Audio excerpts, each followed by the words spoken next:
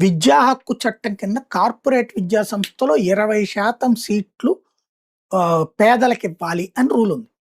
ఆ పేదలకి ఇచ్చేటటువంటి సీట్లను కన్ఫర్మ్ చేయాల్సిన బాధ్యత జగన్మోహన్ రెడ్డి. అంటే వాస్తవంగా అది తెలుగుదేశం టైంలో 2014, 19లోనే కోర్టు తీర్పిచ్చింది. అది అమలు చేయలే.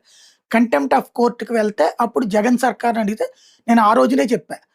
ఇక్కడ ఉన్నటువంటిది ఆ చట్టాన్ని అమలు చేయకుండా ఎందుకుంటాడు జగను హాయిగా. దాదాపుగా మన రాష్ట్రంలో ఉన్నటువంటి విద్యా సంస్థలు అత్యధికం తెలుగుదేశం అనుకూలరయ్యే ఉన్నాయి. ఆ సామాజిక వర్గానికి సంబంధించిన వాళ్ళయ్యే ఉన్నాయి. కాబట్టి 20% ఫ్రీ సీట్లు ఇప్పించండంటే చక్కగా ఇప్పిస్తాడు. ఓ వ్యవస్థ కూడా ఏర్పాటు చేస్తాడని చెప్పా. నిజంగానే అదే జరిగింది. జగను ఆ తర్వాతన ఎంఆర్ఓల ఆధ్వర్యంలో పెట్టి పేద పిల్లలు అప్లై చేసుకుంటే ఏ కార్పొరేట్ విద్యా సంస్థలో చేరాలో దాంట్లో ఆదేశాలు ఇస్తారు. వాళ్ళని చేర్చుకోవాలి అక్కడికెళ్ళినప్పుడు. విద్యా హక్కు చట్టం కిందన. అయితే అది జగన్ టైంలో పెడితే దాన్ని మళ్ళీ సవాల్